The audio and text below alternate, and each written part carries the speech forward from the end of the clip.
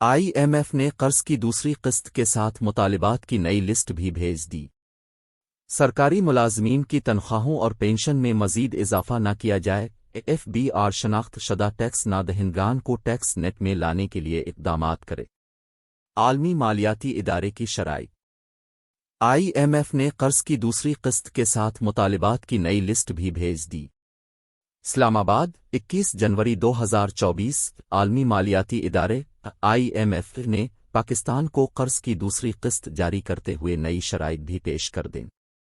Media reports کے مطابق نئے مطالبات میں IMF نے کہا ہے کہ سرکاری ملازمین کی تنخواہوں اور پینشن میں مزید اضافہ نہ کیا جائے۔ صوبوں کو رواں مالی سال کے لیے 401 ارب روپے کا پرائمری سرپلس کا ہدف حاصل کرنا ہوگا۔ صوبائی حکومتیں اخراجات کو کم کریں، گزشتہ 10 سال سے اجناس کی خریداری کے واجبات ادا کریں۔ FBR شناخت شدہ ٹیکس نادہندگان کو ٹیکس نیٹ میں لانے کے لیے اقدامات کرے۔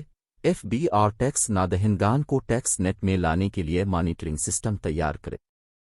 IMF کا کہنا ہے کہ FBR بجلی بلوں کے ذریعے انکم ٹیکس وصولی کے لیے اقدامات کرے۔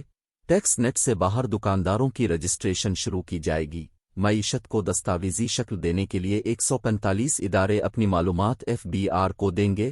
حکومتی ڈسکوز کا انتظامی کنٹرول رواں سال نجی شعبے کے حوالے کیا جائے گا۔ رواں سال کیپیٹو پاور پلانٹس کی گیس سپلائی بند کر دی جائے۔ کیپیٹو پاور پلانٹس کے باعث بجلی کی کیپیسٹی ادائیگی میں اضافہ ہوا۔ فرٹیلائزر پلانٹس کی گیس کی قیمت دیگر صنعتوں کے برابر کی جائے گی۔ ساورن ویلتھ فنڈ کی کمپنیوں کو حکومتی کمپنیوں کے قانون کے تحت ہی چلایا جائے گا۔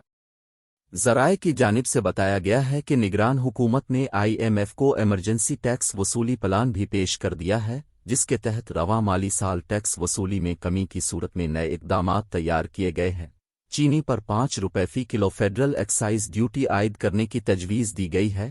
اس سے ماہانہ 8 ارب روپے کی اضافی آمدن ہوگی۔